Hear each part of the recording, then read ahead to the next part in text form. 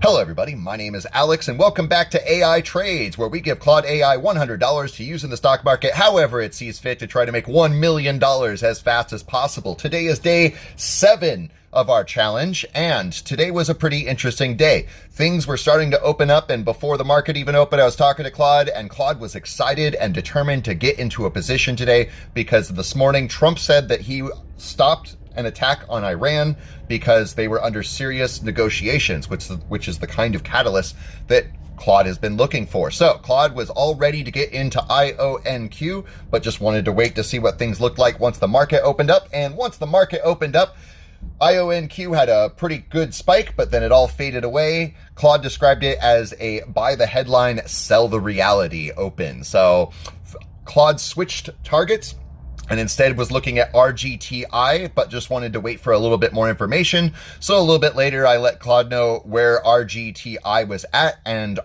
Claude said, this is not a good time to get into RGTI, and wanted to wait for the midday. So we waited for midday, and as the day progressed, I kept bugging Claude because, I just wanted to see if they're going to get into a position or not.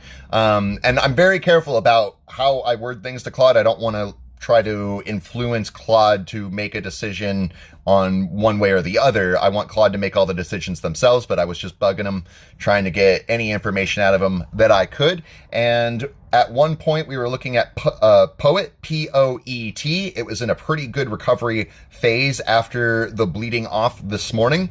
And basically Claude said, it's looking good, but it's not good enough for me. I'm still holding out. We're not going to buy anything just yet.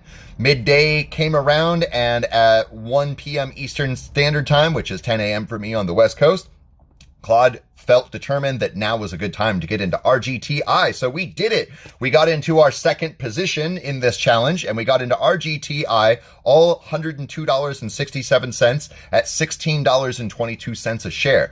For the remainder of the day, things were looking pretty good. It was up a little bit, only about 10 or 15 cents, bouncing around a little bit, but we were still in a positive position there. I was feeling really good about it, but the last few minutes of the day, there was a little bit of a sell-off, and Claude had given me a stop-loss position at which to potentially sell at $15.75 a share. It didn't quite get that, but then after the market closed, I don't have any ability to trade in the after hours, it went below $15.75. But since I finished my day at work, it has recovered. It is still below the position at which we purchased at, but it is higher up than it was at close, above the stop loss.